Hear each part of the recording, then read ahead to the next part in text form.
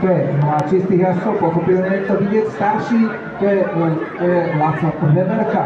Obaja jazdci už toho veľa dosiahli na pretekárskych okruhoch, no ale našom asi starší, nie až taký starý, ale dá mu prednosť. Laco Veverka je úspešným jazdcom, darí sa mu výborne v tom európskom pohári, výborne v šampionáte Alpe Adria, takisto v slovenskom šampionáte.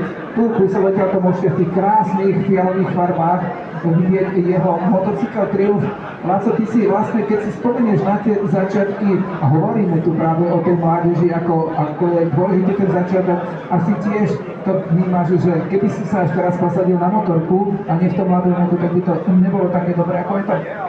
Určite áno, tak pomáha to v mnohých faktoroch, od mala proste vyrastať s tým, predsa len tie mladé deti sa dokážu o mnoho lepšie adaptovať a naučiť jazdiť na tých malých motorkách. Šimon, ty si mladší, už som to spomenul, teba čaká dokonca účasť v tom medzinárodnom prestížnom seriáli Northern Town Cup, kde v minulosti sa predstavili mnohí pretekári, ktorí sa aj presadili na majstrovstvách sveta. Tiež si myslím, že spomínam si ťa úplne, keď si začínal ešte na takom modrom PVčku, že tiež cítiš, že to bolo dôležité začínať práve v rámci nejakej motoškoly. Áno, bolo to veľmi dôležité.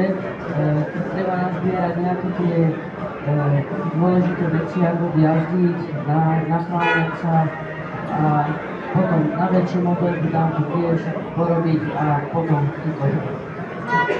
Jasné, Laco, už sme hovorili, že tam máš motorku Triumph z tých mládežnických tried, si vlastne prestúpil do 600-viek a tvoja výška je taká, by som povedal, nadpriemerná pre motocyklové pretekára. Stačí ti tá 600-ka, či lepšie by bol Superbike?